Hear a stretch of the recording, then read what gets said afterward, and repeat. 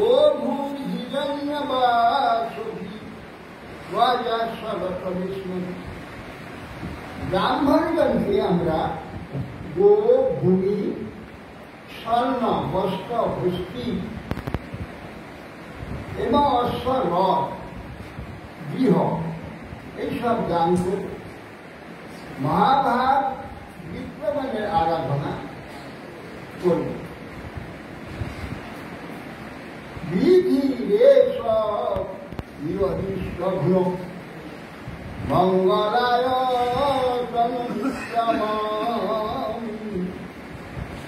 দেবী গবাং পূজা ভূতেষু পরমোধ। বিঘ্ন বিনাশের নিমিত্ত মঙ্গল সাধনের উপায় স্বরূপ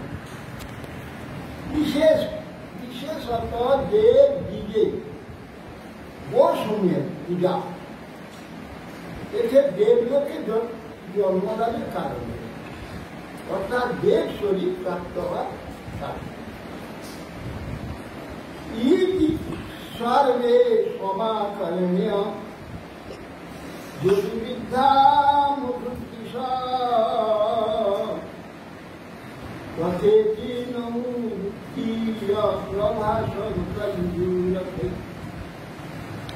সমস্ত যাদবগণ কৃষ্ণকে কৃষ্ণের ওই রকম বাক্য শ্রবণ করত, তথা বহু হাজার হাজার নৌকা এবং হাজার হাজার সব রথে এবং নৌকা উভয় মিত্রে সব প্রভাস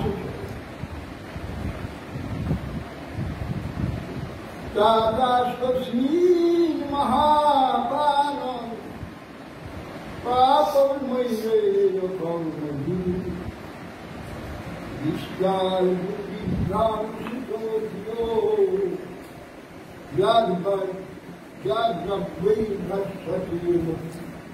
প্রবাসী তো ব্যাট তীরটা মেরেছিল, প্রবাস ক্ষেত্রে তো সে ব্যাট তীর মেরেছিল। তারপর তারা দৈববশত মৃত্যুভ্রাংশ বৃদ্ধিভ্রষ্ট হয়ে গেল।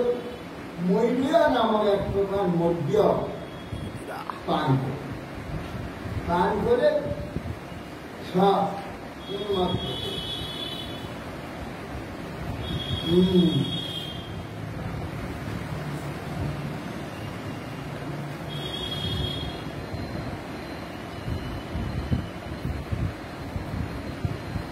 সবাই মিশে সব নানা প্রকার উৎপাদ হচ্ছে, সব মনকে সব মাতাল।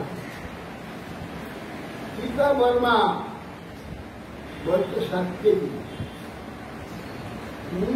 না 7 কেজি বলছে সীতা বর্মা, না সীতা বর্মা বলছে 7 কেজি। এই একজন মহান কষ্টহীন ভূমিষ্ঠতা এমন সব বসেছিল, তার হাতটা দিয়েছে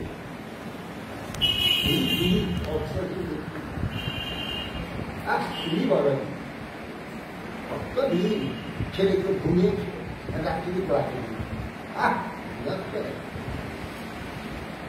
এই বলে তর্ক ছিল।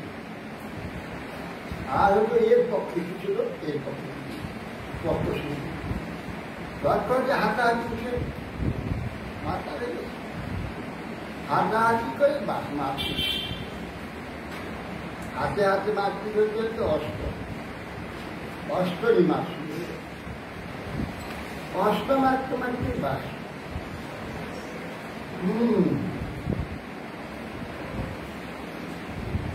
মহাপানাভিমস্তানাম বীরানাম বিদ্যতে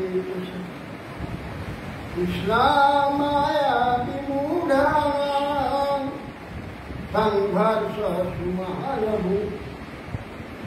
তারপর কৃষ্ণ মায়ায় মোহিত হয়ে সব মহাপানমস্ত গর্বচিত্ত গর্বিত চিত্ত যাদব জীবন পরস্পরে ঝগড়া কলহ এইভাবে আরম্ভ হয়েছে। সংরভা বেলায়া